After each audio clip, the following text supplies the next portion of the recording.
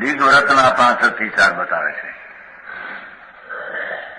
ઊર્ધમ અધઃ ત્રિયવ્યતિક્રમ ક્ષેત્રવધિ આધાનમ સ્મૃતિ અંતરસ્ય ગતિ ગદિતા પંચિતિ પ્રથમ શીલશ. પહેલું શીલ 5 અણુવ્રત હતા. આ 3 ગુણવ્રત, 4 શિક્ષાવ્રત. 8 શીલવ્રત, એમાં સંસારો હશે. એમાં પહેલું શીલવ્રત છે. એની ટીકા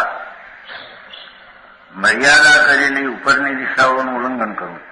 ઉપર કર્યું હોય ઉપરથી 5 માળ ઉપર 6ઠો માળ કરવો નહીં.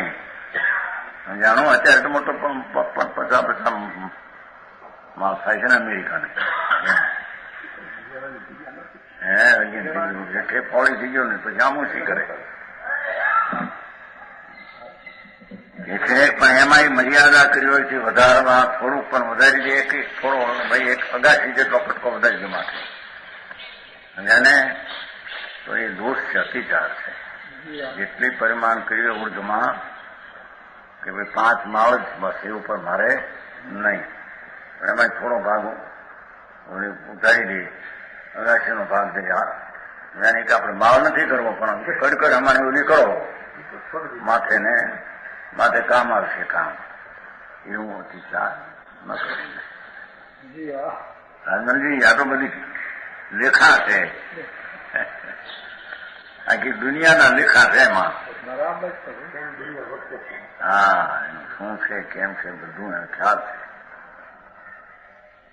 જાણો, મર્યાદા કરેલી ઉપર દિશાનું કરવું, મર્યાદા કરેલી નીચી દિશાનું કરવું.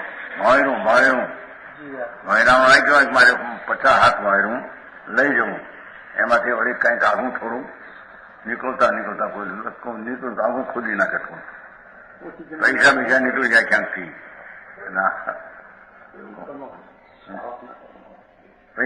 નીકળ્યા હોય પછી કે ઓલી કોઈની જમીનનું આપણું પ્રમાણ નથી ને આની કોઈનું નીકળ્યું.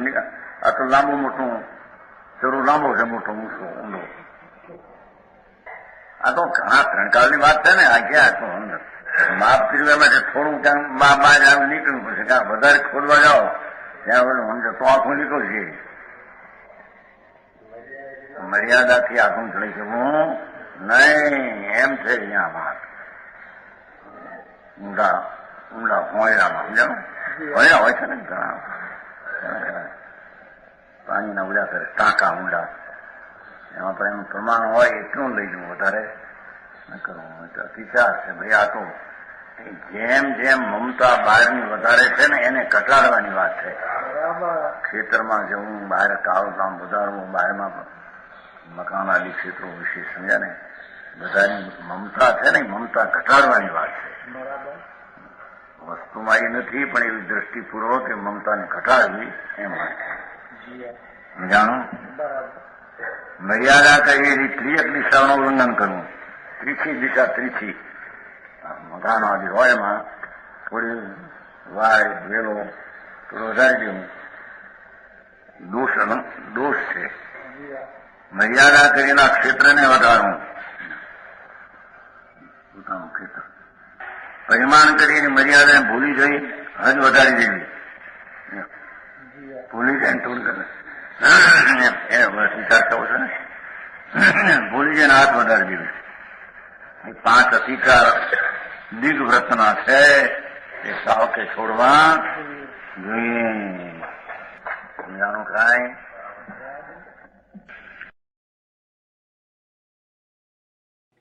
તથાપિ કહાનવાણીના અંકાયે મૂલ્યના કદી.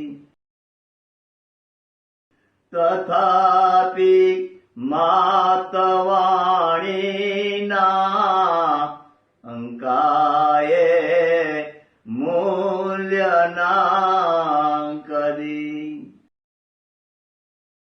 પરમ કૃપાળુ પૂજ્ય સદગુરુ દેવનો જય હો.